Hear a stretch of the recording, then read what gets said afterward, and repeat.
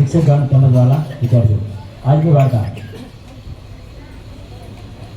એક વ્યક્તિ બગીચામાં બેઠો હતો ત્યારે તેને એકાએક કોસેટો દેખાયો. કોસેટો એટલે જેમાંથી પતંગિયું બને.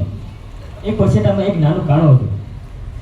એક કાણામાંથી પતંગિયું બહાર આવવા માટે પ્રયત્ન કરી રહ્યું હતો. તેથી તે માણસ ત્યાં બેસી રહ્યો. તે જોવા લાગ્યો કે હવે શું થશે.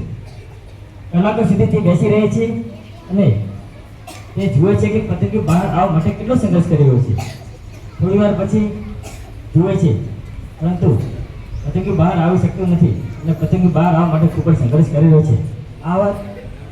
આ જોઈને પેલા માણસને દયા આવે છે. ચાલો પતંગિયાને થોડી મદદ કરે.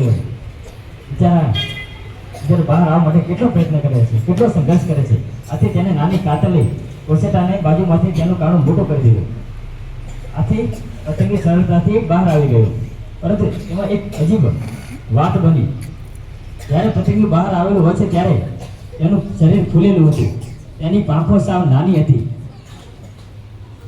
અને કચરીવાળી હતી.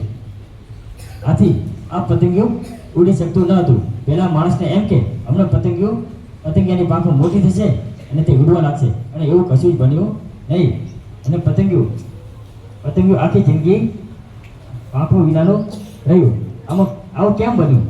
આમાં કુદરતની રચના એવી હતી કે જ્યારે પતંગિયું પેલા સાંકડા કાણામાંથી બહાર આવવા માટે પ્રયત્ન કરે છે ત્યારે તેના શરીરનું પ્રવાહી તેની પાંખોમાં જાય છે અને પોતાના સંઘર્ષ વડે તેની પાંખો મજબૂત બને છે અને તે ઉડવા લાગે છે.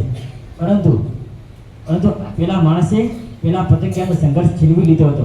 આથી પતંગિયું ઉડી શક્યું નહીં અને તેનો વિકાસ વિંધાઈ ગયો. તે આખી જિંદગી અપંગ બનીને પડી રહ્યો.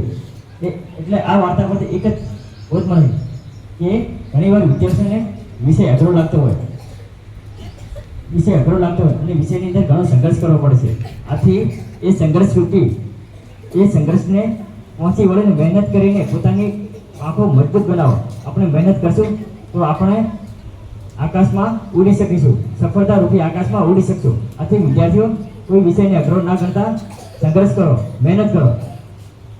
અસ્તુ.